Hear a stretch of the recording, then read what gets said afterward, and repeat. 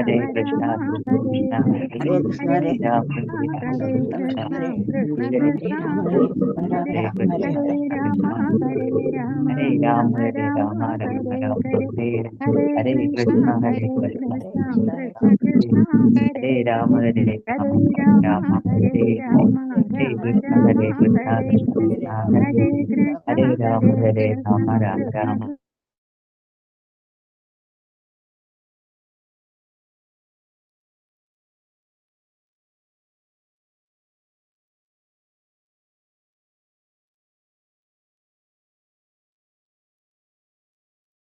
ഹരേ കൃഷ്ണ.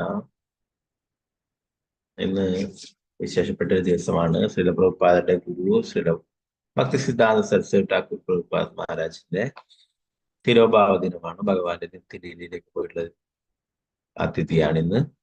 നമുക്ക് ശ്രീല ഭക്തി സിദ്ധാന്ത സരസ്വതി ഠാക്കൂർ പ്രഭുപാദ് മഹാരാജിന്റെ പ്രണാമമന്ത്രവും അദ്ദേഹത്തിനെ കുറിച്ചുള്ള കുറച്ച് കാര്യങ്ങളൊക്കെ നോക്കാം. പിന്നീട് നമുക്ക് സമയം ഉണ്ടെങ്കിൽ ഭാഗവത്തിലെ ഒരു ശ്ലോകം നോക്കാം കേട്ടോ. ഓം അജ്ഞാനതിമിരാന്തസ്യ അനനാശനാശലാഘ്യ ചക്ഷുരുന്മീലിതം യേന തസ്മൈ ശ്രീഗുരുവേ നമഃ.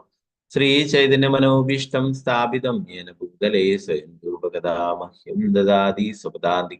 വന്ദേഹം ശ്രീഗുരു ശ്രീയുതാപദകമലം ശ്രീഗുരു വൈഷ്ണവാംശ ശ്രീരൂപം സകൃച്ഛാദം സഗണരഘുനാഥാനിതം തം സജീവം സാദ്വൈതം സാവധൂതം പരിജനസഹിതം കൃഷ്ണചൈതന്യദേവം ശ്രീരാധാ കൃഷ്ണപാദാം സഗണലളിതാം ശ്രീവിശാഖാനിതാം ഹേ കൃഷ്ണ കരുണാ സിന്ധു ദീനബന്ധു ജഗത്പദേ ഗോപീശ ഗോപികാ കാന്ത രാധാ കാന്ത നമസ്തേ.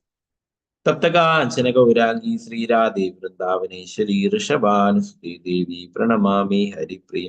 വാഞ്ചാകൽപതരൂപശ്ച കൃപാ സിന്ധുഭ്യേവ ച പതിതാനാം പാവനേഭ്യോ വൈഷ്ണവേഭ്യോ നമഃ. പഞ്ചതത്വാത്മകം കൃഷ്ണം ഭക്തരൂപാസ്വരൂപകം ഭക്താവതാരം ഭക്താഖ്യാൻ നമാമി ഭക്തശക്തികം. നിത്യാനന്ദമഹം നവമി സർവാനന്ദകരം പരം ഹരിനാമപ്രദം ദേവം അവധൂത ശിരോമണി. നമോ മഹാവതിന്യായ കൃഷ്ണ പ്രേമപ്രദായതേ കൃഷ്ണായ കൃഷ്ണ ചൈതന്യ നാംനേ ഗൗരതിഷേ നമ.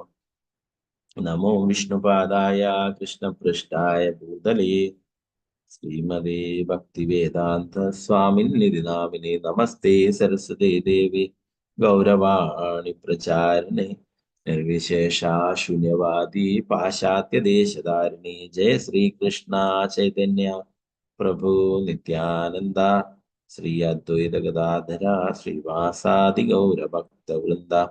ഹരേ കൃഷ്ണ കൃഷ്ണ കൃഷ്ണ ഹരേ ഹരേ ഹരേ രാമ രാമ രാമ ഹരേ ഹരേ.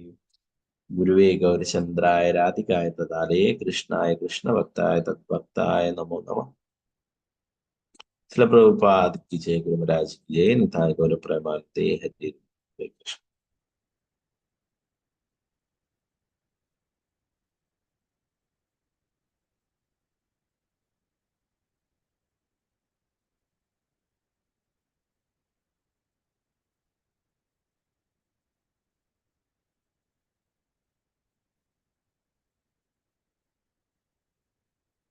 മദേകബന്ധു മത്സംഗിൻ മദ്ഗുരു മന്മഹാദന മന്നിഷ്ടാരകമദ്ഭാഗ്യമദാനന്ദ നമോസ്തുതേ.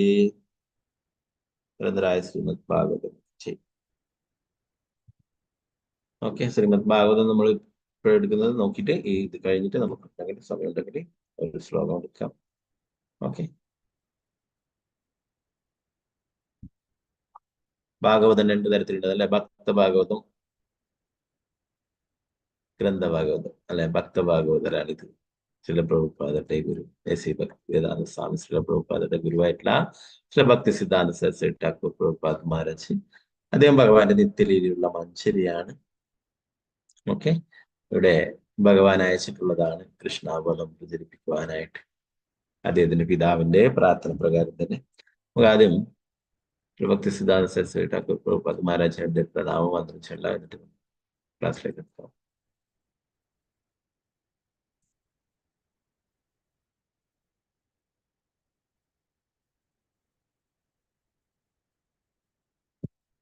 नमो विष्णुपादाय कृष्णप्रेष्ठाय भूतले श्रीमते भक्तिसिद्धान्त सरस्वती इति नामिने श्रीवार्षभानवी देवी दैदाय कृपाब्धे कृष्णसम्बन्धविज्ञानादायिने प्रभवे नमः माधुर्योज्जलप्रेमाट्या श्रीरूपानुगभक्तिदा श्रीगौरकरुणाशक्ति विग्रहाय नमस्तुते नमस्ते गौरवाणी श्रीमूर्ते दीनदारिणे रूपानुगविरुद्धावा सिद्धान्त त्वान्तहारिणे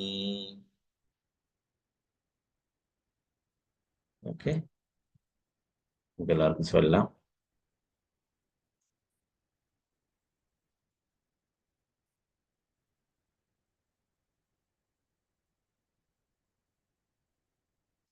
नमो विष्णुपादाय कृष्णपृष्ठाय भूतले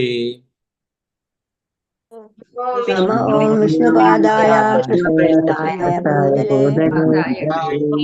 भूतले श्रीमदे भक्तिसिद्धान्त सरस्वती इति नामिने श्रीमते भक्तिसिद्धान्त सरस्वती नामिने श्रीवार्षभानवी देवी दैदाय कृपाब्धये श्रीवार्षभानवी देवी कृष्णसम्बन्ध विज्ञानदायिने प्रभवे नमः कृष्णसम्बन्धविज्ञानदायिने प्रभवे नमः माधुर्योज्जलप्रेमाट्या श्रीरूपानुगभक्तिदा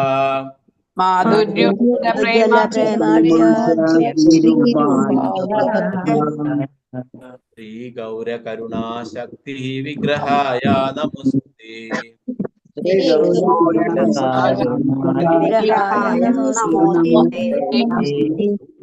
नमस्ते गौरवाणी श्रीमूर्ते दीनदारिणे नमस्ते गौरवाणी रूपानुगा विरुद्धावा सिद्धान्त दान्तहारिणे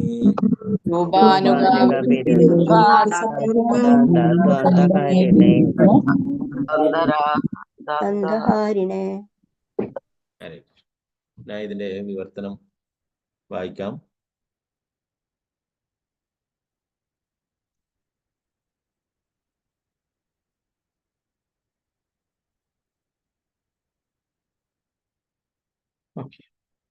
ഭഗവാൻ ശ്രീകൃഷ്ണനെ അത്യന്തം പ്രിയങ്കരനും അദ്ദേഹത്തിന്റെ പാതാരവിന്ദങ്ങളിൽ ശരണം പ്രാപിച്ചവനുമായ ശ്രീല ഭക്തി സിദ്ധാന്ത സരസ്വതിക്ക് ഞാൻ സാദര പ്രണാമങ്ങൾ അർപ്പിക്കുന്നു. ഞാൻ വർഷഭാനവി ദേവി ദൈത ദാസനായ ഭക്തി സിദ്ധാന്ത സരസ്വതിക്ക് സാദര പ്രണാമങ്ങൾ അർപ്പിക്കുന്നു. അദ്ദേഹം ശ്രീമതി രാധാറാണിക്ക് പ്രിയങ്കരനും കരുണാസമുദ്രവും കൃഷ്ണഭക്തി പ്രദാനം ചെയ്യുന്നവനുമാണ്.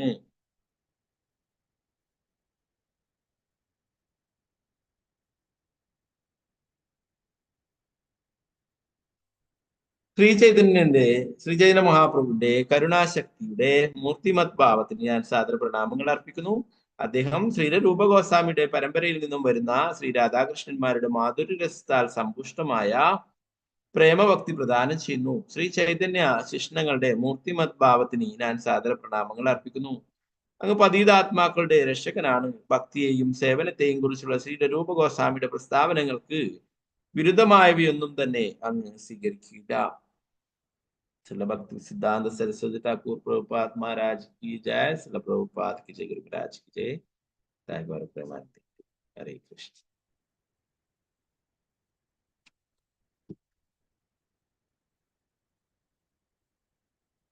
ഓക്കെ, അദ്ദേഹത്തെ കുറിച്ചുള്ള വിവരണം ഞാൻ വായിക്കാം. അത് സ്ലൈഡിൽ കാണിക്കുന്നില്ല. ഓക്കെ,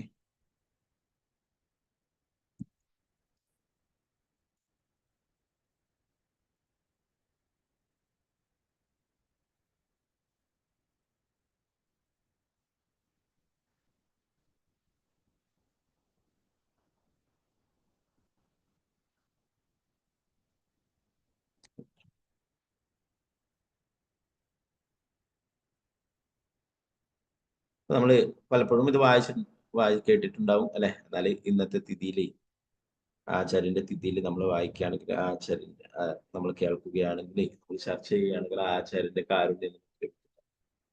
ഓക്കെ, ശ്രീമതി രാധാറാണിക്ക് അത്രയും പ്രിയപ്പെട്ട ഭക്തനാണ്, ജഗന്നാഥ ഭഗവാന് പ്രിയപ്പെട്ട ഭക്തനാണ്. ഓക്കെ,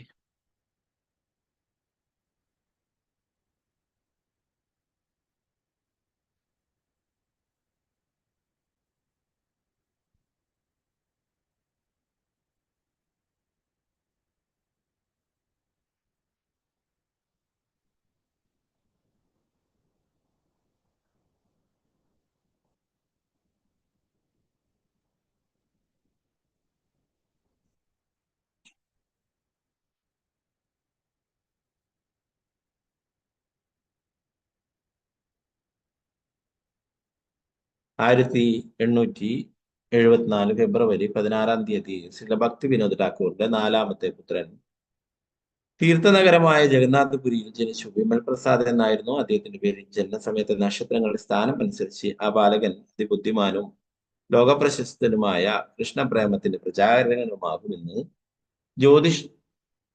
ജ്യോതിഷം പ്രവചിക്കുകയുണ്ടായി. ഒരു മഹത്തായ വ്യക്തിത്വത്തിന്റെ മഹാപുരുഷന്റെ എല്ലാ അടയാളങ്ങളുമുള്ള അത്തരമൊരു ജാതകം താൻ മുമ്പ് കണ്ടില്ലെന്ന് അദ്ദേഹം നിഗമനത്തിൽ. നമ്മളൊക്കെ ജഗന്നാഥപുരിയിലേക്ക് പോകലാണ് അല്ലെ. എന്നാൽ ഭക്തി സിദ്ധാന്ത സരസ്വതി ഠാക്കൂർ പ്രഭുപാദ് മഹാരാജ് ജഗന്നാഥപുരിയില് ജനിക്കുകയുണ്ടായി, അവതരിക്കുകയുണ്ടായി എന്ന് പറഞ്ഞു. അദ്ദേഹത്തിന്റെ പിതാവ് അല്ലെ, നമുക്കറിയാം നമ്മുടെ പരമ്പരയിലെ ഭക്തി വിനോദ് ഠാക്കൂർ. ഭക്തി വിനോദ് ഠാക്കൂറിന്റെ പ്രാർത്ഥന പ്രകാരം ഭഗവാൻ അയച്ചിട്ടുള്ളതാണെന്ന് പറയുന്നത്. അദ്ദേഹം ബ്രിട്ടീഷ് ഗവൺമെന്റ് കീഴിലെ മജിസ്ട്രേറ്റ് ആയിരുന്നു അല്ലെ. അപ്പോ ആ സമയത്ത് കൃഷ്ണാബോധം പ്രചരിപ്പിക്കുവാനായിട്ട് ധാരാളം ഗ്രന്ഥങ്ങളൊക്കെ എഴുതുകയുണ്ടായി. ആ സമയത്ത് അദ്ദേഹം ഒറ്റയ്ക്കായിട്ട് അദ്ദേഹം പ്രാർത്ഥിക്കുകയുണ്ടായി, കൃഷ്ണ അങ്ങ് തന്നെ അങ്ങനെയുടെ സേവനത്തിലുള്ള ആരെങ്കിലും എന്നെ സഹായിക്കാനായിട്ട് അയക്കണമെന്ന് പറയുകയുണ്ടായി. അങ്ങയുടെ ആ ശക്തിയെ തന്നെ എന്നെ സഹായിക്കാനായിട്ട് അയക്കണമെന്ന് പറയുകയുണ്ടായി. അത് പ്രകാരം ഭഗവാന്റെ നിത്യലയിലുള്ള മഞ്ചരി, ശ്രീമതി രാധാറാണിക്ക് ഏറ്റവും പ്രിയപ്പെട്ടിട്ടുള്ള മഞ്ചരി, നയനമണി മഞ്ചരിയാണ് ശ്രീ ഭക്തി സിദ്ധാന്ത സരസ്വതി ഠാക്കൂർ പ്രഭുപാദ് മഹാരാജായിട്ട് അവതരിച്ചിട്ടുള്ളത്. അപ്പൊ അദ്ദേഹത്തിന്റെ ജാതകം എഴുതാൻ വന്നിട്ടുള്ള ആള് പറയുകയുണ്ടായി, ഇദ്ദേഹം ലോകപ്രശസ്തനായിട്ടുള്ള കൃഷ്ണപ്രേമത്തിന്റെ പ്രചാരകനാകും. ഇങ്ങനെയുള്ള ഇതൊരു മഹാപുരുഷനാണ്. ഇദ്ദേഹത്തിനെ പോലുള്ള ഇദ്ദേഹത്തിന്റെ ഇതുപോലുള്ള ജാതകങ്ങൾ ഞാൻ മുമ്പേ കണ്ടിട്ടില്ലെന്ന് പറഞ്ഞു അല്ലെ. ശ്രീ പ്രഭുപാദരുടെ കാര്യത്തിൽ ഇത് തന്നെയായിരുന്നു പറഞ്ഞത്. അദ്ദേഹം ലോകം മുഴുവൻ കൃഷ്ണാബോധം പ്രചരിപ്പിക്കും, ധാരാളം ക്ഷേത്രങ്ങൾ നിർമ്മിക്കും എന്ന് പറയട്ടെ.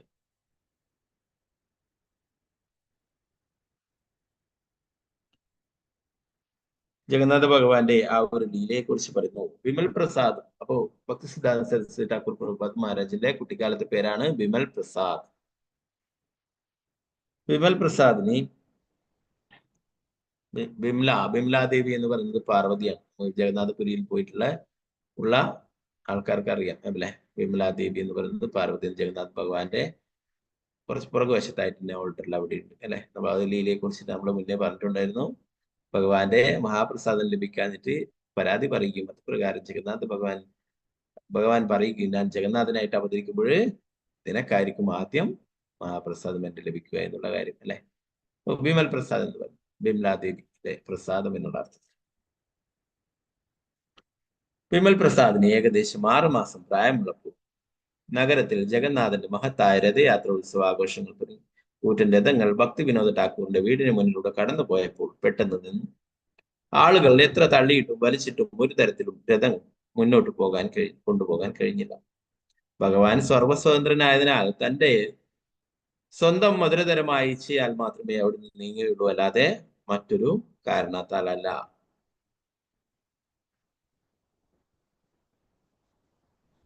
ഭക്തി വിനോദ ഠാക്കൂറിന്റെ വീടിന് പുറത്ത് നിർത്തണമെന്നത് പരമേശ്വരനായ ജഗന്നാഥന്റെ ആഗ്രഹമാണെന്ന് നമ്മൾ മനസ്സിലാക്കും. വിമൽ പ്രസാദിന്റെ അമ്മ ഭഗവതി ദേവി ഈ അവസരം മുതലെടുത്ത് കുഞ്ഞിനെ ഭഗവാന്റെ മുന്നിൽ സമർപ്പിച്ചു. ചിലരുടെ സഹായത്താൽ അവർ ആ വലിയ രഥത്തിൽ കയറി കുട്ടിയെ ഭഗവാന്റെ തൃപ്പാദങ്ങളിൽ കിടത്തി. ഉടനെ ഭഗവാന്റെ മാലകളിൽ ഒന്ന് ഊർന്ന് കുട്ടിയുടെ കഴുത്തിൽ പതിച്ചു. ജഗന്നാഥ ഭഗവാന്റെ പ്രത്യേക കാരുണ്യത്തിന്റെ അടയാളമായാണ് അവിടെ ഉണ്ടായിരുന്നവർ ഇതിനെ സ്വീകരിച്ചത്. പിന്നീട് രഥങ്ങൾ പെട്ടെന്നൊരു ബുദ്ധിമുട്ടും കൂടാതെ മുന്നോട്ട് കുതിച്ചു.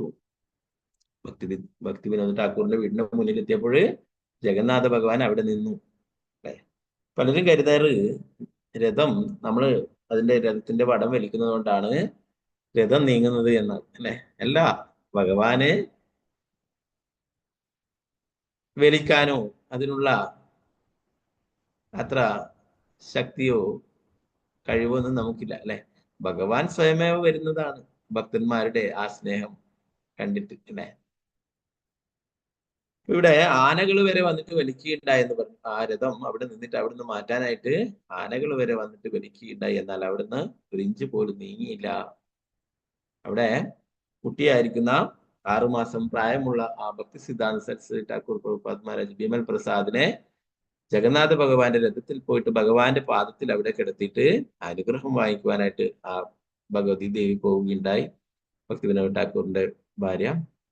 അപ്പോഴ് ജഗന്നാഥ ഭഗവാന്റെ കഴുത്തിൽ നിന്നും ഒരു മാല കുട്ടിയുടെ ദേഹത്തേക്ക് വീഴുകയുണ്ടായിരുന്നു.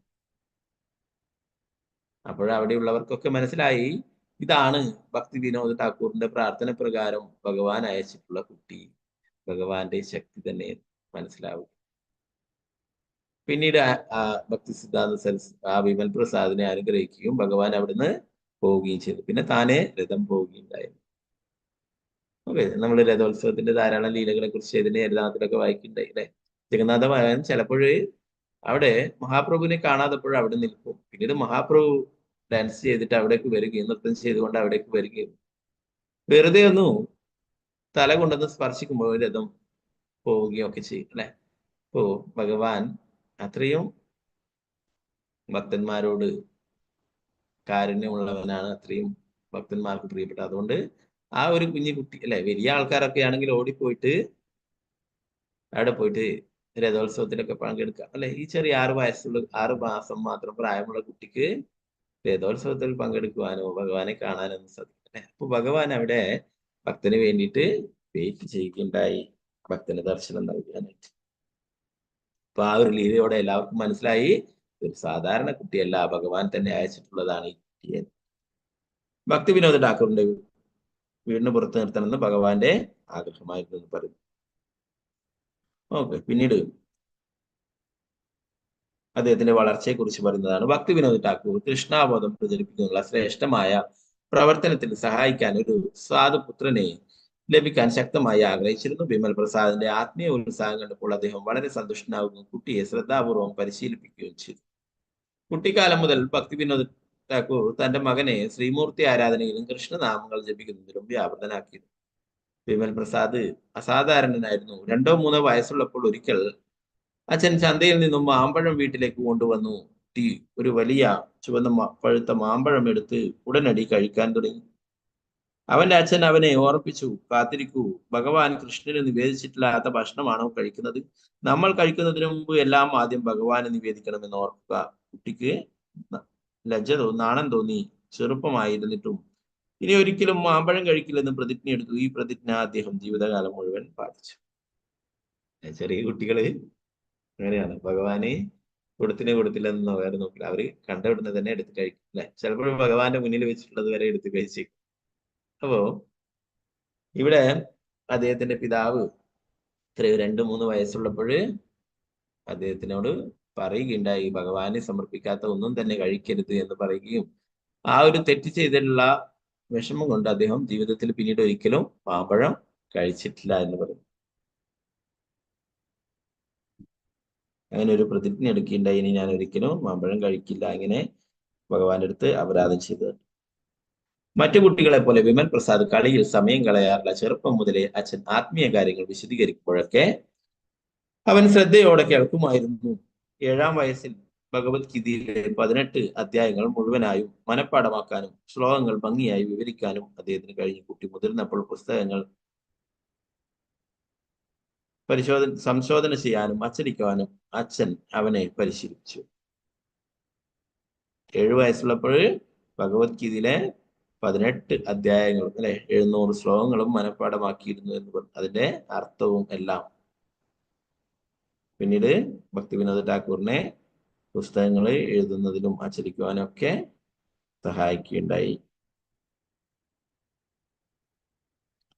വിദ്യാഭ്യാസത്തെ കുറിച്ച് പറയുന്നു. സ്കൂളിൽ വിമൽ പ്രസാദ് ഗണിതത്തിലും ജ്യോതിഷത്തിലും മികവ് പുലർത്തിയിരുന്നു. ആ കുട്ടിക്ക് നല്ല ഓർമ്മശക്തി ഉണ്ടായിരുന്നു. കാര്യങ്ങൾ ഓർക്കാൻ ഒരിക്കൽ മാത്രം കേട്ടാൽ മതിയായിരുന്നു. അതുകൊണ്ട് ഗൃഹപാഠം ചെയ്യേണ്ട ആവശ്യമില്ല.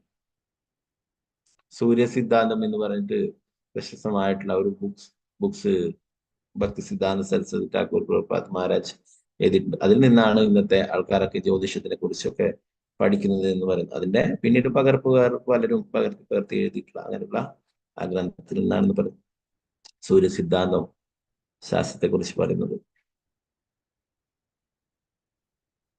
അവൻ തന്റെ മുഴുവൻ സമയവും ശാസ്ത്രങ്ങൾ പഠിക്കാൻ വിനിയോഗിച്ചു.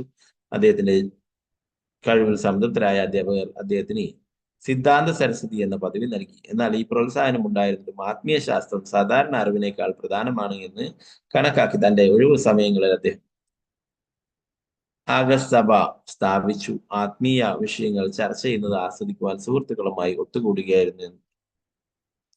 1892 18-ാം വയസ്സിൽ കൽക്കട്ടയിലെ സംസ്കൃത കോളേജിൽ ചേർന്നു. അവിടെ അദ്ദേഹം വളരെ കഴിവുള്ള ഒരു വിദ്യാർത്ഥിയാണെന്ന് തെളിയിച്ചു. എന്നാൽ തന്റെ ജീവിതം ഭഗവാന്റെ സേവനത്തിനായി സമർപ്പിക്കാൻ ആഗ്രഹിച്ച് 3 വർഷത്തിന് ശേഷം അദ്ദേഹം പഠനം മതിയാക്കി. തനിക്കൊരു നല്ല കോളേജ് വിദ്യാഭ്യാസം ഉണ്ടെങ്കിൽ തനിക്കൊട്ടും താല്പര്യമില്ലാത്ത വിവാഹം കഴിക്കാനും ഒരു കുടുംബം തുടങ്ങാനും മാതാപിതാക്കൾ അവനെ പ്രോത്സാഹിപ്പിക്കുമെന്ന് അവൻ അറിയാമായിരുന്നു. 1898 അദ്ദേഹത്തിന്റെ പിതാവ് ഭക്തി വിനോദ് ഠാക്കൂർ അദ്ദേഹത്തെ ഗൗരകിഷോർദാസ് ബാബാജിയിൽ നിന്നും ദീക്ഷ സ്വീകരിക്കുവാൻ അയച്ചു. അദ്ദേഹത്തിന്റെ ആത്മീയ ഗുരുവും പിതാവും അദ്ദേഹത്തിന്റെ ജീവിതത്തിലുടനീളം പ്രചോദനത്തിന്റെ പ്രധാന സ്രോതസ്സുകളായിരുന്നു. 1898 ഗൗർ കിഷോർദാസ് ബാബാജിയുടെ അടുത്തേക്ക് അയക്കുകയുണ്ടായി ദീക്ഷ സ്വീകരിക്കുവാനായിട്ട്. ഗൗർ കിഷോർദാസ് ബാബാജിയുടെ അടുത്ത് കുറെ പ്രാവശ്യം അദ്ദേഹം സമീപിക്കുകയുണ്ടായെന്ന് പറഞ്ഞു. അദ്ദേഹം അപ്പോഴൊക്കെ ഭക്തി സിദ്ധാന്ത സരസ്വതിയെ പരീക്ഷിക്കുവാനായിട്ട് ഓരോരോ കാരണങ്ങൾ പറയുകയുണ്ടായിരുന്നു. ഓരോരിക്കലും ചോദിക്കുമ്പോൾ ഞാൻ കൃഷ്ണനോട് ചോദിച്ചിട്ട് പറയാമെന്ന് പറഞ്ഞു. പിന്നെ ചോദിക്കുമ്പോൾ ഞാൻ കൃഷ്ണനോട് ചോദിക്കാൻ വിട്ടുപോയി അങ്ങനെ പിന്നീട് ഒരിക്കൽ പറയാമെന്ന് പറഞ്ഞു. അങ്ങനെയൊക്കെ പറഞ്ഞിട്ട് പലപ്പോഴും അദ്ദേഹത്തെ മടക്കിയിരുന്നു. അവസാനം അദ്ദേഹം പറഞ്ഞു ഗംഗയുടെ ഒരു ചെറിയൊരു പാലത്തിന്റെ മുകളിൽ അവിടെ കിടന്നിട്ട് പറഞ്ഞു ഒരാൾക്ക് മാത്രം നടക്കാൻ പറ്റും. നിങ്ങൾ എനിക്ക് ദീക്ഷ തരുന്നില്ല, ഞാനിപ്പോൾ ഗംഗയിൽ ചാടിയിട്ട് ആത്മഹത്യ ചെയ്യും എന്ന് പറയും. അങ്ങനെ അവസാനം അദ്ദേഹത്തിന് ദീക്ഷ നൽകിയിട്ടുണ്ടായി.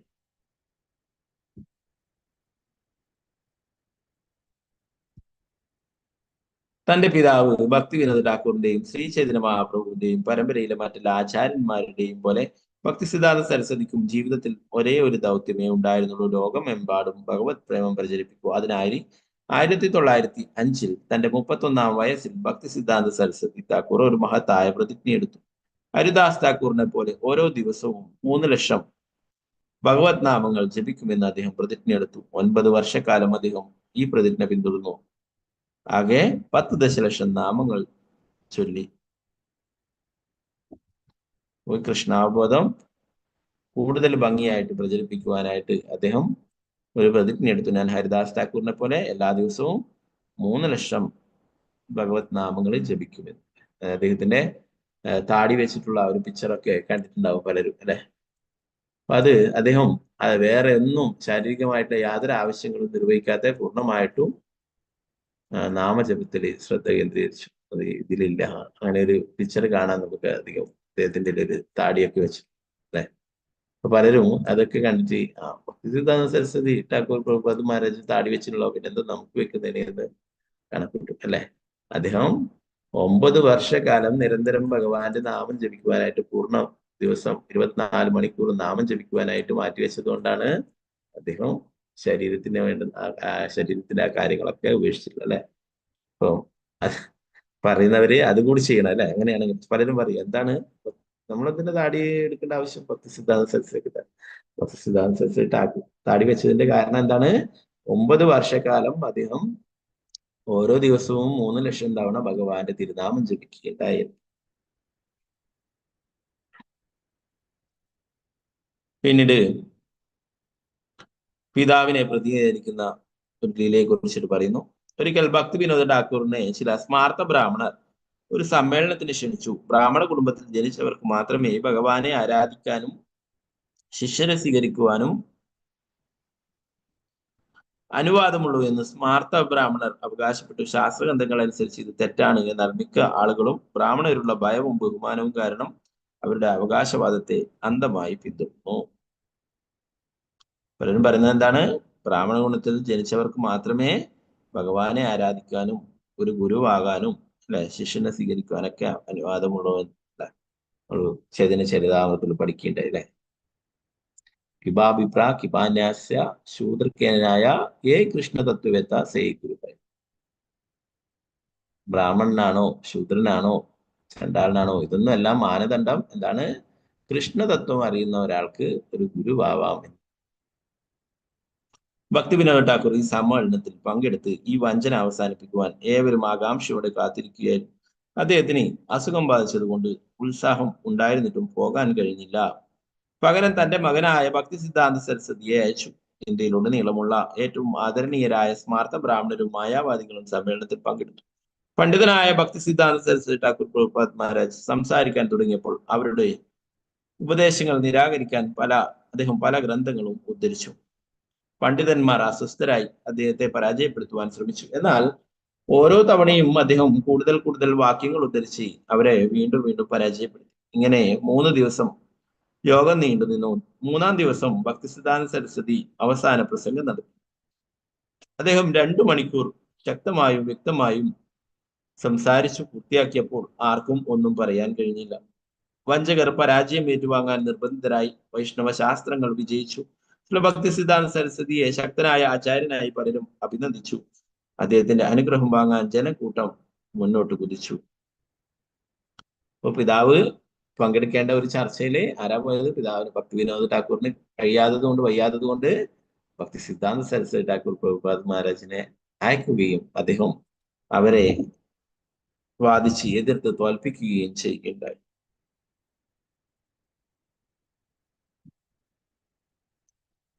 പിന്നീട് 2 ഗുരുക്കന്മാരുടെ വിയോഗത്തെ കുറിച്ച് പറഞ്ഞു. അദ്ദേഹത്തിന്റെ പിതാവിനും അതുപോലെ തന്നെ ഗൗരകിശോർ ദാസ് ബാബാജിയും തിരിച്ച് ഭഗവാന്റെ നിത്യലയിലേക്ക് പോയി. ഇവരൊക്കെ ഭഗവാന്റെ നിത്യലയിലുള്ള മഞ്ചരിയാണ്. 1914 ഭക്തി സിദ്ധാന്ത സരസ്വതി ഠാക്കൂർ പ്രഭുപാദ് മഹാരാജിന്റെ പിതാവും ആത്മീയ വഴികാട്ടിയുമായ ശ്രീല ഭക്തി വിനോദ് ഠാക്കൂർ ഇഹലോകവാസം അവസാനിപ്പിച്ചു. 1 വർഷത്തിന് ശേഷം അദ്ദേഹത്തിന്റെ ആത്മീയ ഗുരുവായ ശ്രീല ഗൗർ കിശോർദാസ് ബാബാജിയും ഭക്തി സിദ്ധാന്ത സരസ്വതിക്ക് അവരുടെ അഭാവം നിശ്ചിതമായി അനുഭവപ്പെട്ടു. പ്രചോദനത്തിന്റെ 2 പ്രധാന സ്രോതസ്സുകളില്ലാത്ത തനിക്ക് എങ്ങനെ പ്രചാരണം തുടരാൻ കഴിയുമെന്ന് അദ്ദേഹത്തിന് അറിയില്ലായിരുന്നു. ഒരു രാത്രി അദ്ദേഹം ഒരു സ്വപ്നം കണ്ടു. ചൈതന്യ മഹാപ്രഭുവിന്റെയും സഹചര്യരുടെയും മനോഹരമായ നൃത്യരൂപങ്ങളും കണ്ടു. അവരോടൊപ്പം ഗൗരകിശോർ ദാസ് ബാബാജിയും ഭക്തി വിനോദ് ഠാക്കൂറും ഉൾപ്പെടെയുള്ള ആചാര്യന്മാരും ഉണ്ടായിരുന്നു. ഭഗവാനെയും ഭഗവാന്റെ ദിവ്യനാമങ്ങളെയും ഭഗവാന്റെ ലീലകളെയും മഹത്വപ്പെടുത്താനും ശുദ്ധമായ ഭക്തിയെക്കുറിച്ച് പ്രസംഗിക്കുവാനും അവർ അദ്ദേഹത്തോട് നിർദ്ദേശിച്ചു. ഞങ്ങൾ എപ്പോഴും നിങ്ങളോടൊപ്പം ഉണ്ടാകും, അവർ വാഗ്ദാനം ചെയ്തു എന്ന്. ഒരു സ്വപ്നത്തിലെ അദ്ദേഹം കാണുകയുണ്ടായി. ചൈതന്യ മഹാപ്രഭുവിന്റെയും പാർഷദന്മാരുടെയൊക്കെ കൂടെ തന്റെ പിതാവ് ഭക്തി വിനോദ് ഠാക്കൂറും അതുപോലെ തന്നെ തന്റെ ഗുരു ഗൗരകിശോർദാസ് ബാബാജി ഒക്കെ നൃത്തം ചെയ്തിട്ട് കീർത്തനം ചെയ്തിട്ട് സഞ്ചരിച്ചു കൊണ്ടേയിരിക്കുന്നു. എന്നിട്ട് അപ്പോൾ പറയുകയുണ്ടായി, നീ വേഗം തന്നെ കൃഷ്ണാബോധം പ്രചരിപ്പിക്കുവാനായിട്ട് പറയുന്നു അല്ലെ. ഭഗവാനെയും ഭഗവാന്റെ ദിവ്യനാമങ്ങളും ഭഗവാന്റെ ലീലകളെയും മഹത്വപ്പെടുത്തുകയും ശുദ്ധമായ ഭക്തിയെക്കുറിച്ച് പ്രസംഗിക്കുവാനും അവർ അദ്ദേഹത്തോട് നിർദ്ദേശിക്കുകയുണ്ടായിരുന്നു. ചില ഭക്തി സിദ്ധാന്ത സരസ്വതി ഠാക്കൂർ പ്രഭുപാദിനെ സിംഹഗുരു എന്നാണ് അറിയപ്പെട്ടിട്ടുണ്ടായിരുന്നത്. 1918 ഭക്തി സിദ്ധാന്ത സരസ്വതി ജീവിതത്തിന്റെ സന്യാസാശ്രമം സ്വീകരിച്ചു. അസാധാരണവും വിപ്ലവകാരിയുമായ സന്യാസിയാണ് അദ്ദേഹം പലതരത്തിൽ തെളിയിച്ചു. അക്കാലത്ത് സന്യാസ ആശ്രമത്തിലെ അംഗങ്ങൾ ഭൗതികാസക്തിയുള്ള ആളുകളുമായി ഇടപഴകാതിരിക്കാൻ ഏകാന്തമായ സ്ഥലങ്ങളിൽ വസിക്കുന്നത് പതിവായിരുന്നു. ഭഗവാൻ ചൈതന്യ മഹാപ്രഭുവിന്റെ ഏറ്റവും അടുത്ത ഭക്തനായ രൂപ ഗോസ്വാമിയുടെയും രഘുനാഥ ഗോസ്വാമിയുടെയും പാദം പിന്തുടർന്ന ഭക്തി സിദ്ധാന്ത സരസ്വതിക്ക് വ്യത്യസ്തമായ ഒരു പ്രയോഗമുറ ഉണ്ടായിരുന്നു. ലോകവുമായുള്ള സമ്പർക്കം ഒഴിവാക്കുന്നതിന് പകരം അദ്ദേഹം ഭൗതിക വസ്തുക്കൾ ഭഗവാന്റെ സേവനത്തിന് പ്രത്യേകിച്ചും പ്രചരണത്തിനായിട്ട് ഉപയോഗിച്ചു. ഭഗവാന്റെ എല്ലാ വസ്തുക്കളും തന്നെ ഭഗവാന്റെ സേവനത്തിന് ഉപയോഗിക്കുകയുണ്ടായി. അദ്ദേഹം വേറൊരു രീതി പിന്തുടരുകയുണ്ടായി അല്ലെ. എല്ലാം ഭൗതിക വസ്തുക്കൾ എന്ന് പറഞ്ഞ് ഉപേക്ഷിക്കുന്നതിന് പകരം ഭൗതിക വസ്തുക്കൾ ഭഗവാന്റെ സേവനത്തിന് ഉപയോഗിക്കാൻ സാധിക്കുമെങ്കിൽ അതൊരിക്കലും ഉപേക്ഷിക്കേണ്ടതില്ല. അത് നമ്മൾ ഈ സ്ലൈഡിൽ പറയുന്നുണ്ട്.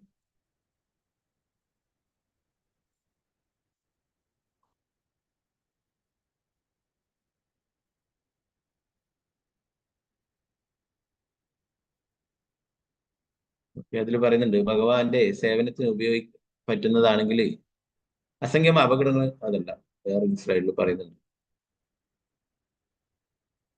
ഓക്കെ, ഇതാണ് ഹരിസേവയായ അനുകൂല വിഷയ ബലിതഹര ത്യാഗഹയബുല. പരമദൈവത പുരുഷനായ ഭഗവാനുമായി ബന്ധപ്പെട്ട ഒന്നും അത് ഭൗതികമാണെന്നോ ഭൗതിക കേന്ദ്രങ്ങളുടെ ആസ്വാദനത്തിന് അർഹമാണെന്നോ കരുതി ഒരുവൻ ഉപേക്ഷിച്ചു കളയും. ഭഗവാന്റെ സേവനത്തിന് ഉപയോഗിക്കാൻ സാധിക്കുന്ന വസ്തുക്കളാണെങ്കിൽ അതൊരിക്കലും ഉപേക്ഷിക്കേണ്ടതായിട്ടില്ല എന്ന് അല്ലെ. അപ്പൊ അദ്ദേഹം അന്നത്തെ കാലത്ത് കാറിലായിരുന്നു സഞ്ചരിച്ചു. അപ്പോൾ അതിനെ പോലും ആൾക്കാർ എതിർത്തി.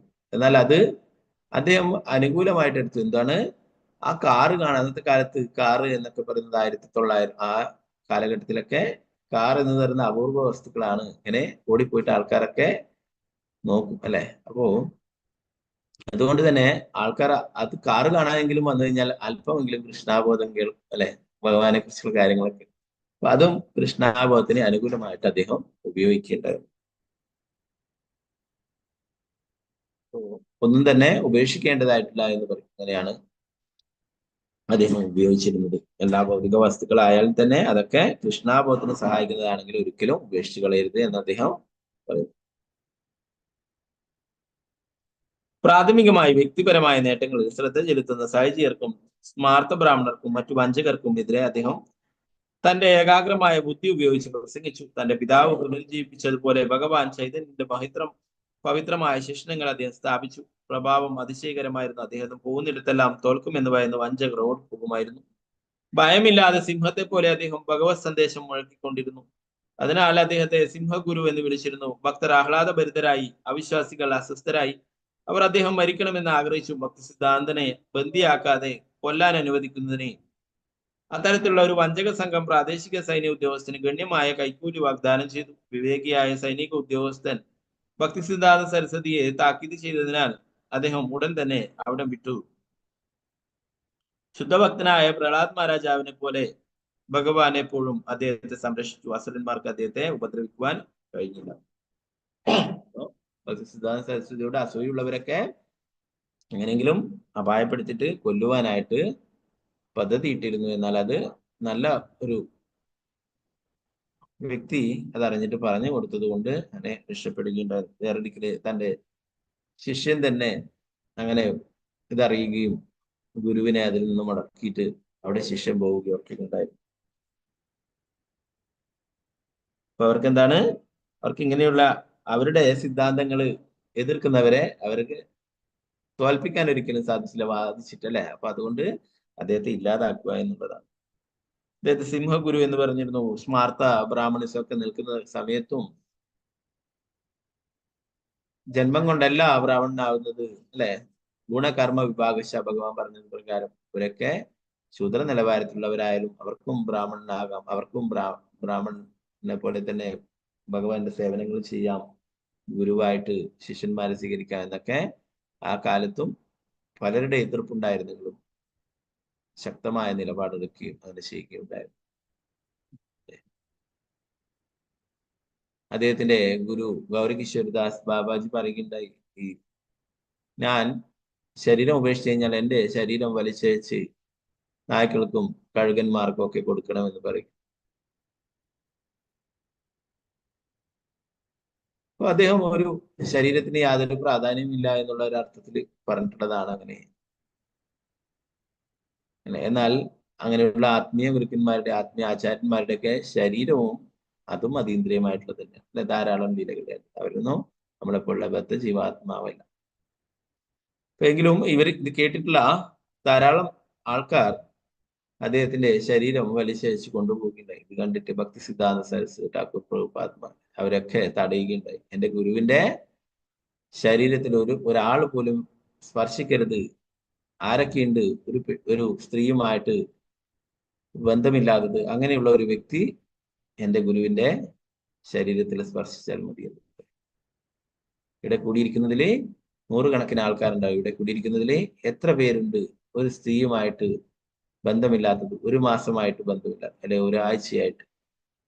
അങ്ങനെ പറഞ്ഞ് നോക്കുമ്പോഴേ അതിലാരും തന്നെ ഉണ്ടായില്ല. അവരൊക്കെ സന്യാസ വേഷം വിട്ടിട്ട് ഉള്ളിൽ മുഴുവൻ ഭൗതിക ആഗ്രഹങ്ങളുമായിട്ട് നടക്കുന്നവരായിരുന്നു. അപ്പൊ അവരെയൊക്കെ എതിർത്തിട്ട് ഗുരുവിനെ സമാധി ആക്കുകയുണ്ടായി ഭക്തി സിദ്ധാന്ത സരസ്വതി ഠാക്കൂർ പ്രഭുപാദ് മഹാരാജ്.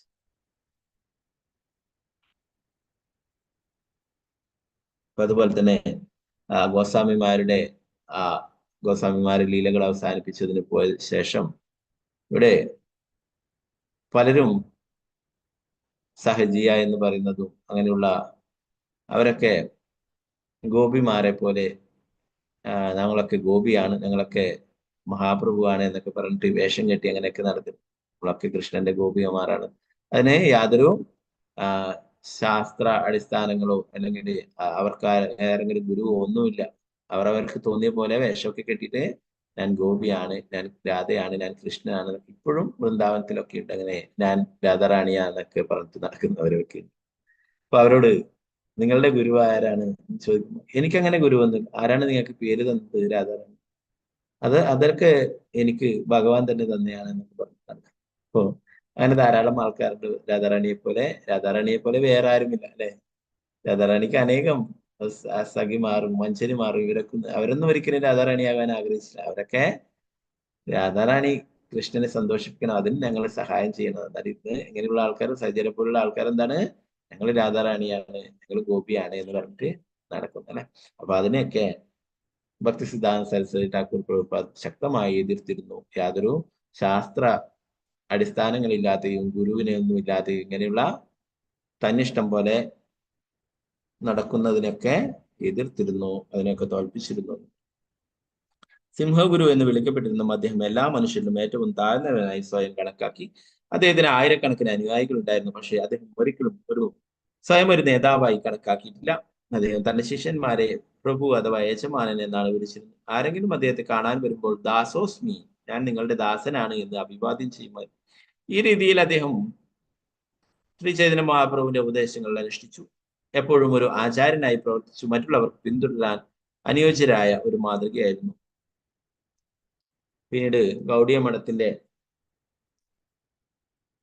സ്ഥാപനത്തെ കുറിച്ച് പറയുന്നു. 1920 തന്റെ പ്രബോധന ദൗത്യം നിറവേറ്റുന്നതായി ഭക്തി സിദ്ധാന്ത സരസ്വതി ഗൗഡിയ മഠം സ്ഥാപിച്ചു. ഭഗവാനോടുള്ള പ്രേമഭക്തി പ്രചരിപ്പിക്കുന്നതിനായി ഒരു സംഘടിത ഭക്ത സമൂഹം വേണമെന്ന് അദ്ദേഹം ആഗ്രഹിച്ചു. ഭക്തി സിദ്ധാന്ത സരസ്വതി ആയിരക്കണക്കിന് ശിഷ്യന്മാർക്ക് ദീക്ഷ നൽകുകയും ഇന്ത്യയിലുടനീളം 64 ക്ഷേത്രങ്ങൾ, മഠങ്ങൾ സ്ഥാപിക്കുകയും ചെയ്തു. അദ്ദേഹം അനേകം വിഗ്രഹങ്ങൾ പ്രതിഷ്ഠിച്ചു. അങ്ങനെ എങ്ങനെ ആരാധിക്കണമെന്ന് ശിഷ്യന്മാരെ പഠിപ്പിച്ചു. അദ്ദേഹം പുസ്തകങ്ങൾ എഴുതുകയും അച്ചടിക്കുകയും ചെയ്തു. അവ വീട് തോറും വിതരണം ചെയ്യാൻ ശിഷ്യന്മാരോട് ആജ്ഞാപിച്ചു. അദ്ദേഹം ഇന്ത്യയിലുടനീളം ഗ്രാമങ്ങളിൽ നിന്നും ഗ്രാമങ്ങളിലേക്ക് നിരന്തരം സഞ്ചരിച്ചു. എവിടെ പോയാലും കൃഷ്ണനെ കുറിച്ച് സംസാരിക്കും. അദ്ദേഹം ബുദ്ധിജീവികളോടും രാഷ്ട്രീയക്കാരോടും വലിയ പ്രചാരണ പരിപാടികൾ പൊതുവെ ജനങ്ങളോടും പ്രസംഗിച്ചു.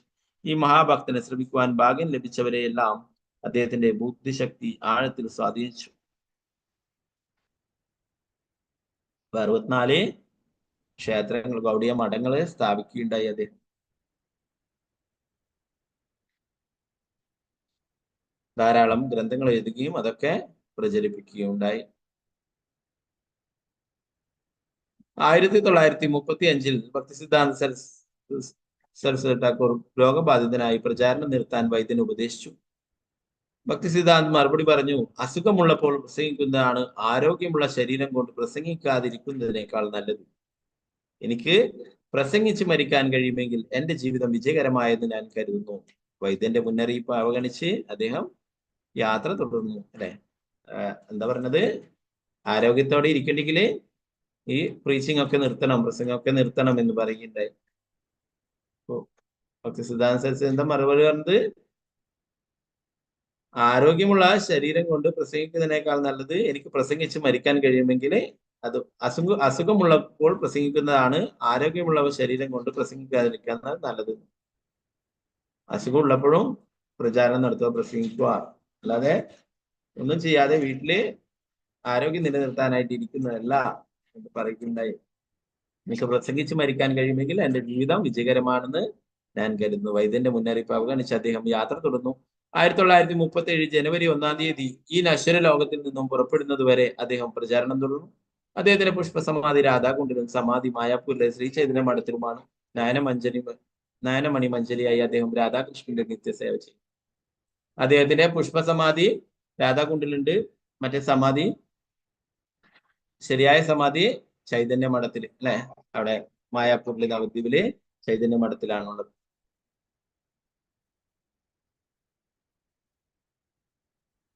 ശില പ്രഭുപാദരെ കുറിച്ച് പറയുന്നു. ശില പ്രഭുപാദരെ ഭക്തി സിദ്ധാന്ത സരസ്വതി പ്രഭുപാദ് മഹാരാജന് അത്രയും പ്രിയപ്പെട്ടതാണ്. ഗുരുവിന് വേണ്ടിയിട്ട് സ്വന്തം ജീവിതം തന്നെ സമർപ്പിച്ചതാണ് ശില പ്രഭുപാദ്. ഭക്തി സിദ്ധാന്ത സരസ്വതിയുടെ ആയിരക്കണക്കിന് അനുയായികളിൽ നിന്നും ശിഷ്യരിൽ നിന്നും അവരിൽ ഒരാൾ പ്രത്യേകിച്ചും ശ്രദ്ധേയനായിരുന്നു. 1922 കൽക്കട്ടയിൽ അഭയ് ചരൺ ദേ എന്ന ഈ യുവാവ് തന്റെ സുഹൃത്തിനൊപ്പം ഒരു പ്രചാരണ പരിപാടിയിൽ പങ്കെടുത്തു. ഭക്തി സിദ്ധാന്ത സരസ്വതി അദ്ദേഹത്തെ വളരെ ബുദ്ധിമാനാണെന്ന് കണ്ടെത്തി. ഇതിനാൽ ആംഗലേയം, ഇംഗ്ലീഷ് സംസാരിക്കുന്ന ലോകത്തേക്ക് പ്രചാരണ ദൗത്യം ഏറ്റെടുക്കുവാൻ നിർദ്ദേശിച്ചു. ഒരു സുഹൃത്തിന്റെ നിർബന്ധത്തിന് വഴങ്ങിയിട്ടാണ് 1922 ശില പ്രഭുപാദര് ഭക്തി സിദ്ധാന്ത സരസ്വതി ഠാക്കൂർ പ്രഭുപാദ് മഹാരാജിനെ ആദ്യമായിട്ട് കാണുന്നു. ആ സമയത്ത് വേറെന്തോ വലിയൊരു ഉത്സവം നടക്കുന്ന സമയമായിരുന്നു. അപ്പോൾ ആൾക്കാരൊക്കെ ഉത്സവത്തിന് പോവുകയുണ്ടായി. എന്നാൽ പ്രഭുപാദര് ആ ഉത്സവത്തിന് പോവാതെ ഇവിടെ ഭക്തി സിദ്ധാന്ത സരസ്വതി ഠാക്കൂർ പ്രഭുപാദിന്റെ ആ പ്രഭാഷണം കേൾക്കുകയായിരുന്നു. ഭക്തി സിദ്ധാന്ത സരസ്വതി ഠാക്കൂർ പ്രഭുപാദ് അദ്ദേഹത്തെ തന്നെ ശ്രദ്ധിക്കുകയുണ്ടായിരുന്നു. വളരെ ശ്രദ്ധയോടെ അദ്ദേഹത്തിന്റെ പ്രസംഗം കേൾക്കുന്നുണ്ടായിരുന്നു, അല്ലെ? അപ്പൊ അദ്ദേഹത്തിനോട്, നിനക്ക് നല്ല ഇംഗ്ലീഷ് അറിയാവുന്നത് കൊണ്ട് തന്നെ നീ അമേരിക്ക പോലുള്ള രാജ്യങ്ങളിൽ പാശ്ചാത്യ ദേശത്ത് പോയിട്ട് കൃഷ്ണാബോധം പ്രചരിപ്പിക്കണമെന്ന് നിർദ്ദേശം നൽകുകയുണ്ടായി, അല്ലെ? വേറൊരു കാര്യം പറഞ്ഞിട്ടുള്ളത്, പിന്നീട് നിനക്ക് എപ്പോഴാണോ പണം ഉള്ളത് അപ്പോൾ ഗ്രന്ഥങ്ങൾ അച്ചടിച്ചിട്ട് വിതരണം ചെയ്യാനായിട്ട്. ഈ 2 നിർദ്ദേശങ്ങളായിരുന്നു അദ്ദേഹത്തിന് കൊടുത്തിട്ടുണ്ടായിരുന്നത്. ആ സമയത്ത് ശില പ്രഭുപാദര് സ്വാതന്ത്ര്യ സമര പ്രസ്ഥാനത്തിൽ പ്രവർത്തിക്കുന്നതായിരുന്നു. ഭക്തി സിദ്ധാന്ത സരസ്വതി ഠാക്കൂർ പ്രഭുപാദിനോട് ചോദിക്കും, നിങ്ങളിവിടെ കൃഷ്ണാബോധം അർജന്റാണ്, വെരി അർജന്റാണ്, ഇത് എത്രയും വേഗം എല്ലാവരിലും എത്തിക്കണം എന്ന് പറഞ്ഞ് പ്രചരിപ്പിക്കണം എന്ന്. അതിനേക്കാളും പ്രധാനമാണ് നമ്മുടെ രാജ്യത്തിന് സ്വാതന്ത്ര്യം. അതിനാണ് ഞാൻ പ്രവർത്തിച്ചുകൊണ്ടിരിക്കുന്നത്. ഭക്തി സിദ്ധാന്ത സരസ്വതി ഠാക്കൂർ പ്രഭുപാദ് പറഞ്ഞു, ഞാൻ പ്രവർത്തിക്കുന്നത്, നിങ്ങൾ പ്രവർത്തിക്കുന്നത് ഒരു രാജ്യത്തിന് വേണ്ടിയിട്ടുള്ള സ്വാതന്ത്ര്യം, ഞാൻ പ്രവർത്തിക്കുന്നത് ഈ പ്രപഞ്ചത്തിലെ എല്ലാ ജീവജാലങ്ങൾക്കും യഥാർത്ഥ സ്വാതന്ത്ര്യം നൽകാനായിട്ടാണ്. ജന്മമൃത്യു ജരാവ്യാധി ചക്രത്തിൽ നിന്നും സ്വാതന്ത്ര്യം നൽകാനായിട്ടാണ് ഞാൻ പ്രവർത്തിക്കുന്നത്. അപ്പൊ എന്നെ സഹായിക്കണം. രാജ്യം ഓരോരോ വ്യക്തികൾ ഭരിക്കും. ആദ്യം രാജാക്കന്മാർ ഭരിച്ചു, പിന്നീട് മുഗളന്മാർ വന്നിങ്ങനെ അത് മാറിക്കൊണ്ടേയിരിക്കും, അല്ലെ? എന്നാൽ മാറ്റം വേണ്ടത് നമ്മുടെ ഓരോരാളുടെയും ഉള്ളിലാണ്. നമ്മളാണ് നമ്മുടെ ഈ ശരീരമല്ല, ആത്മാവാണെന്ന് മനസ്സിലാക്കിയിട്ട് ഭഗവത് സേവനങ്ങളിൽ ഏർപ്പെടേണ്ടത്. അതിന്റെ പ്രാധാന്യത്തെ കുറിച്ചിട്ടൊക്കെ പറഞ്ഞു കൊടുക്കേണ്ടത്. ഈ ശിക്ഷണം ഹൃദയപൂർവ്വം സ്വീകരിച്ച അഭയ് ചരണിന്റെ ISKCON international society for Krishna consciousness അന്താരാഷ്ട്ര കൃഷ്ണാബോധ സമിതി സ്ഥാപകാചാര്യൻ ശ്രീല പ്രഭുപാദർ എന്ന പേരിൽ ലോക പ്രശസ്തനായി. അദ്ദേഹം എപ്പോഴും പറയുമായിരുന്നു, എന്റെ വിജയം എന്റെ ആത്മീയ ഗുരുവിന്റെ കാരുണ്യത്താൽ മാത്രമാണ്. ശ്രീല പ്രഭുപാദര് അദ്ദേഹത്തിന്റെ നിർദ്ദേശം നടപ്പിലാക്കിയിട്ടുണ്ടായി, അല്ലെ? 1922 ഈ നിർദ്ദേശം നൽകിയിട്ടുള്ളത്. ആദ്യമായിട്ട് ശ്രീല ഭക്തി സിദ്ധാന്ത സരസ്വതി ഠാക്കൂർ പ്രഭുപാദ് മഹാരാജിനെ കണ്ടുമുട്ടിയിട്ടുള്ളത് 1922. നീണ്ട 43 വർഷത്തിന് ശേഷമാണ് പ്രഭുപാദർ ആ ദൗത്യം പൂർത്തീകരിക്കേണ്ടത്, അല്ലെ? 1965 ശ്രീല പ്രഭുപാദർ അമേരിക്കയിലേക്ക് പോകുന്നുണ്ടായി. അപ്പൊ അദ്ദേഹത്തിന്റെ മനസ്സിൽ എപ്പോഴും ആ ഗുരുവിന്റെ നിർദ്ദേശങ്ങൾ ഉണ്ടായിരുന്നു. ഗുരുവിന്റെ ആഗ്രഹങ്ങൾ നടപ്പിലാക്കണമെന്നുള്ള ആ ഒരു ആഗ്രഹം എപ്പോഴും മനസ്സിലുണ്ടായിരുന്നു. അതിനായിട്ട് എല്ലായിടത്തും പോയിട്ടും, ആ ഗോസ്വാമിമാരുടെ സമാധിയിൽ പോയിട്ടും, രൂപഗോസ്വാമിയുടെ സമാധിയിൽ പോയിട്ടും, അദ്വൈതാചാര്യരുടെ സമാധിയിൽ പോയിട്ടൊക്കെ ഇവിടെ കരഞ്ഞുകൊണ്ട് പ്രാർത്ഥിക്കുമായിരുന്നു, എന്റെ ഗുരുവിന്റെ ആഗ്രഹം നടപ്പിലാക്കും. അവരൊക്കെ ഉറപ്പ് കൊടുക്കുകയുണ്ടായി, നീ ധൈര്യമായിട്ട് പോയിക്കൊള്ളൂ, നിന്റെ കൂടെ ഞങ്ങൾ എല്ലാവരും ഉണ്ട് എന്ന് പറയും. അപ്പോൾ എപ്പോഴും ചില പ്രഭുപാദര് ആ വിജയത്തെക്കുറിച്ച് പറയുമ്പോൾ പറയും, ഇത് എൻ്റെ ഗുരുദേവിന്റെ അനുഗ്രഹം കൊണ്ടാണ്, ചില ഭക്തി സിദ്ധാന്ത സരസ്വതി ഠാക്കൂർ പ്രഭുപാദ് മഹാരാജിന്റെ കാരുണ്യം കൊണ്ടാണ് ഇങ്ങനെ എനിക്ക് ചെയ്യാനായിട്ട് സാധിച്ചിട്ടുള്ളത്. ശ്രീ ഭക്തി സിദ്ധാന്ത സരസ്വതി ഠാക്കൂർ പ്രഭുപാദ് മഹാരാജ് ഈ ജയ്. ശ്രീ പ്രഭുപാദ് രണ്ടു മൂന്ന് നിർദ്ദേശങ്ങൾ കൂടി നോക്കിയിട്ട് നമുക്ക് ക്ലാസ് എടുത്ത് ചുരുക്കാം. നാളെ നമുക്ക് ശ്ലോക ചാൻഡിങ് ഒക്കെ ആക്കാം, അല്ലെ? എല്ലാവരും ശ്ലോകം ചൊല്ലാൻ വേണ്ടിയിട്ട് വരുന്നതാണ്. ഓക്കെ, നമ്മൾ ഇന്ന് ആചാര്യന്റെ കുറിച്ചുള്ള ആ പ്രണാമ മന്ത്രം നമ്മൾ ചൊല്ലല്ലോ, അത് അത്രയും വലുതാണ്. ഭഗവാന് പ്രിയപ്പെട്ടത്. ഭഗവാൻ പറയുന്നു, മത് ഭക്ത പൂജ്യാഭ്യധിക, എന്നെക്കാളും എൻ്റെ ഭക്തനെ നിങ്ങൾ ആരാധിക്കുക, അവനെ മഹത്വവൽക്കരിക്കുക, അവന്റെ മഹത്വങ്ങൾ പറയുകയാണ്. അത് ഭഗവാന് ഇഷ്ടമാണ്. ഓക്കെ, ഇവിടെ ഭക്തി സിദ്ധാന്ത സരസ്വതി ഠാക്കൂർ പ്രഭുപാദ് നിർദ്ദേശങ്ങൾ, അസംഖ്യം അപകടങ്ങളും എണ്ണമറ്റ അപമാനങ്ങളും അതിരില്ലാത്ത പീഡനങ്ങളും ഉണ്ടായാൽ പോലും ഭക്തിയുത സേവനം ഒരിക്കലും ഉപേക്ഷിക്കരുത്. പല വിഷമങ്ങളും പല അപമാനങ്ങളും ഇതൊക്കെ ഉണ്ടാവും, പീഡനങ്ങളൊക്കെ ഉണ്ടായാൽ പോലും ഒരിക്കലും ഭക്തിയുത സേവനം ഉപേക്ഷിക്കരുത്. നൂറുകണക്കിന് ഗ്രന്ഥങ്ങൾ വായിച്ചതുകൊണ്ടോ സ്വന്തം ആശയങ്ങൾക്കനുസരിച്ച് ഭക്തിയുത സേവനം ചെയ്യുന്നതായി ഭാവിക്കുന്നത് വഴിയോ ഒരു ജീവാത്മാവിന് യഥാർത്ഥ പ്രയോജനം നേടിയെടുക്കാൻ സാധിക്കില്ല. എന്താ വേണ്ടുന്നത്? ആധികാരികമായിട്ടുള്ള പരമ്പരയിൽ വരുന്ന ശാസ്ത്ര ഗ്രന്ഥങ്ങൾ നമ്മൾ വായിക്കുക, അതുപോലെ തന്നെ ഒരു ഗുരുവിന്റെ നിർദ്ദേശങ്ങൾ അനുസരിച്ചിട്ട് ഭക്തിയുത സേവനങ്ങൾ അനുഷ്ഠിക്കുകയും വേണം. ഒരാത്മാവിനെങ്കിലും പരിപൂർണമായി ധാമത്തിലേക്ക് ഭഗവാനിലേക്ക് മോചിപ്പിക്കുവാൻ എനിക്ക് കഴിയുമെങ്കിൽ എന്റെ ദൗത്യം കൃഷ്ണാബോധ പ്രചാരം വിജയപ്രദമാകും. എന്താ പറയുന്നത്? ഒരാത്മാവിനെ, ഒരാളെയെങ്കിലും പരിപൂർണമായിട്ടും കൃഷ്ണാബോധവാനാക്കാൻ, ഭഗവാന്റെ സേവകനാക്കാൻ സാധിക്കുമെങ്കിലേ ഭഗവാനിലേക്ക് മോചിപ്പിക്കുവാൻ എനിക്ക് കഴിയുമേ എന്റെ ദൗത്യം കൃഷ്ണാബോധ പ്രചരണം വിജയകരമാവും. ഒരാത്മാവിനെങ്കിലും ഭഗവാന്റെ അടുത്തേക്ക് എത്തിക്കാൻ, അല്ലെ? ഭക്തി സിദ്ധാന്ത സരസ്വതി ഠാക്കൂർ പ്രഭുപാദ് ധാരാളം ആത്മാവിന് കൃഷ്ണാബോധം നൽകിയിട്ടുണ്ടായി, അല്ലെ? അതിലേറ്റവും മഹാനായിട്ടുള്ള വ്യക്തിയാണ് ശ്രീല പ്രഭുപാദർ, അല്ലെ? അദ്ദേഹം ലക്ഷക്കണക്കിന്, അല്ലെ, പേർക്ക് കൃഷ്ണാബോധം നൽകിയിട്ടുണ്ടായി. അവരെയൊക്കെ ഭഗവാന്റെ അടുത്തേക്ക് എത്തിക്കുകയുണ്ടായി, ഭഗവാന്റെ സന്ദേശങ്ങൾ പ്രചരിപ്പിക്കുവാനായിട്ട് പഠിപ്പിക്കുകയുണ്ടായി.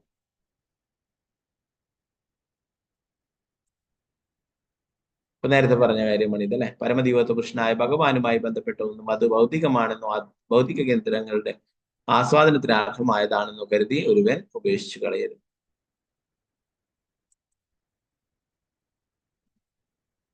പരമസത്യത്തെ കുറിച്ച് നമ്മൾ അറിയാൻ ഇടയായാൽ ഉടനെ തന്നെ നമ്മൾ അതിൽ ഉറച്ചു നിൽക്കണം. കടന്നു പോയിക്കൊണ്ടിരിക്കുന്ന സമയത്തിന്റെ ഒരു ക്ഷണം പോലും വെറുതെ കളയാതെ നമ്മൾ ഭഗവാൻ ഹരിയുടെ സേവനത്തിൽ നമ്മൾ ഒരിക്കലേ കൃഷ്ണനാണ് പരമദിവ്യോത്തമ കൃഷ്ണൻ, അല്ലെ? ജീവേര സ്വരൂപ ഹോയി കൃഷ്ണന്റെ നിത്യദാസൻ. നമ്മളൊക്കെ ഭഗവാന്റെ നിത്യദാസനാണ്. ഈ സത്യം മനസ്സിലാക്കിയാലേ നമ്മള് അതിൽ ഉറച്ചു നിൽക്കണം. പിന്നീട് ഒരിക്കലാവാം നമ്മൾ ഇപ്പോഴേ ഭഗവാന്റെ ദാസനാണ്, അതൊക്കെ ശരി തന്നെ. നമുക്ക് ബോസിന്റെ ദാസനാവണം, അല്ലെ? നമുക്ക് ജോലിയൊക്കെ ചെയ്യണം, ജോലിയൊക്കെ ചെയ്യേണ്ടത് തന്നെയാണ്. അതിനെ കൂടി കൃഷ്ണാബോധവും കൊണ്ടുപോകും, അല്ലെ? അപ്പോ സമയം വെറുതെ കളയരുത് എന്ന് പറയും. സമയം, അല്ലെ?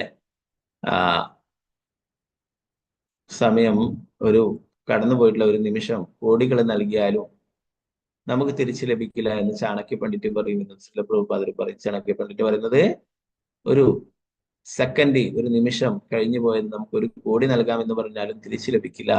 അതുകൊണ്ട് സമയം വെറുതെ പാഴാക്കരുത് എന്ന് പറയും. ഒരു ക്ഷണം പോലും വെറുതെ കളയാതെ നമ്മൾ ഭഗവാൻ ഹരിയുടെ സേവനത്തിൽ ഏർപ്പെടണമെന്ന് പറയും. ധാരാളം ആൾക്കാര് ഭൗതികമായിട്ട് തിരക്ക് പിടിച്ചിട്ട് പായുന്നല്ലേ, അവർക്ക് ഭഗവാനെ കുറിച്ചുള്ള ബോധം ലഭിക്കും. കൃഷ്ണാബോധം ലഭിക്കാത്തത് കൊണ്ടാണ് അവര് ഭൗതികമായിട്ടുള്ള വസ്തുക്കളുടെ പിന്നാലെ പോകുന്നത്, അല്ലെ? കൃഷ്ണാബോധം ലഭിച്ച ഒരു വ്യക്തി ഭഗവാന്റെ സേവകനാണെന്ന് മനസ്സിലാക്കിയിട്ടുള്ള ഒരു വ്യക്തി ഭഗവാന്റെ സേവനത്തിലെ ഉറച്ചു നിൽക്കണം എന്നാണ് പറയുന്നത്. ഒരുവൻ ധ്രുവ മഹാരാജാവിനെ പോലെ ഗൗരവവും ആത്മാർത്ഥതയുമുള്ള ഭക്തനായാൽ മാത്രം മതി അവൻ ഈ ജീവിതത്തിൽ തന്നെ വൈകുണ്ഠ ലോകം നേടാനും ഭഗവത് ധാമത്തിലേക്കും ഭഗവാനിലേക്കും മടങ്ങിപ്പോകാനും തീർച്ചയായിട്ടും സാധ്യമാകും അല്ലെ. നമ്മ ധ്രുവ മഹാരാജാവിന്റെ ലീലകളെ കുറിച്ചൊക്കെയാണ് ഇപ്പൊ പഠിച്ചുകൊണ്ടിരിക്കുന്നത് അല്ലെ. അപ്പൊ എന്താ പറയുക, ധ്രുവ മഹാരാജാവിനെ പോലെ ഗൗരവവും ആത്മാർത്ഥതയും ഉള്ളവനായാൽ മാത്രം മതി അല്ലെ. ധ്രുവ മഹാരാജാവ് ഭൗതികമായിട്ടുള്ള ആഗ്രഹങ്ങൾക്ക് വേണ്ടി പ്രാർത്ഥിച്ചു, എന്നാൽ ഭഗവാൻ ഭൗതികമായിട്ടുള്ള ആഗ്രഹങ്ങൾ നടത്തി കൊടുത്തു. അദ്ദേഹത്തിന് ഭഗവത് ധാമത്തിലേക്ക് എത്തിച്ചേരാമെന്ന് ഉറപ്പ് കൊടുക്കുകയുണ്ടായി അല്ലെ. വേറെ ഒരു കാര്യം പറഞ്ഞു, ജനങ്ങൾ ഇഷ്ടപ്പെടുകയില്ല എന്ന് ഭയത്താൽ നിഷ്പക്ഷമായ സത്യം പ്രചരിപ്പിക്കുന്നത് ഞാൻ നിർത്തിയാൽ വൈദിക പാതയെ നിരസിച്ചുകൊണ്ട് ഞാൻ അവൈദികമായ പാതയെ സ്വീകരിക്കുകയാണ്. അപ്പോൾ ഞാനൊരു നിരീശ്വരവാദിയായി മാറുകയും സത്യത്തിന്റെ മൂർത്തിമത്ഭാവമായ പരമദൈവത്തെ കുറിച്ചുള്ള എന്റെ ദൃഢവിശ്വാസം നഷ്ടപ്പെടുകയും. ജനങ്ങൾക്ക് ഇഷ്ടപ്പെടില്ല എന്ന് കരുതിയിട്ട് ഞാൻ സത്യം പ്രചരിപ്പിക്കുന്നത് നിർത്തുകയില്ല. അങ്ങനെ നിർത്തിയാലേ അത് ഭഗവാനോട് ചെയ്യുന്ന അപരാധമാണ് പറയും. ഞാനൊരു നിരീശ്വരവാദിയായിട്ട് മാറുകയും ചെയ്യുമെന്ന് അല്ലെ. പലരും ഇന്നത്തെ കാലത്ത് അങ്ങനെയാണ്, ഓരോരോ സ്ഥലത്തെത്തുമ്പോൾ അതിനനുസരിച്ചിട്ട് മാറ്റി മാറ്റി പറയും അല്ലെ. ചില ആൾക്കാരൊക്കെ എന്താ പറയാ, കൃഷ്ണൻ പരമദൈവത്തെ കൃഷ്ണനാണ്, അതൊക്കെ ഉറപ്പിക്കും. എന്നാല് വേറെ ഏതെങ്കിലും ദേവി ദേവന്മാരുടെ അമ്പലത്തിലൊക്കെയാണ് പ്രഭാഷണത്തിൽ പോയിട്ടുണ്ടെങ്കിൽ അവരാണ് പ്രധാനം, ദേവിയാണ് പ്രധാനം, ശിവനാണ് പ്രധാനം എന്നൊക്കെ പറയും അല്ലെ. അങ്ങനെ മാറ്റി പറയുന്നത്, അങ്ങനെ മറ്റുള്ളവരെ സന്തോഷിപ്പിക്കാനായിട്ട് സത്യത്തെ വളച്ചൊടിക്കുന്നത് അദ്ദേഹം ഒരിക്കലും ഇഷ്ടപ്പെട്ടിരുന്നില്ല.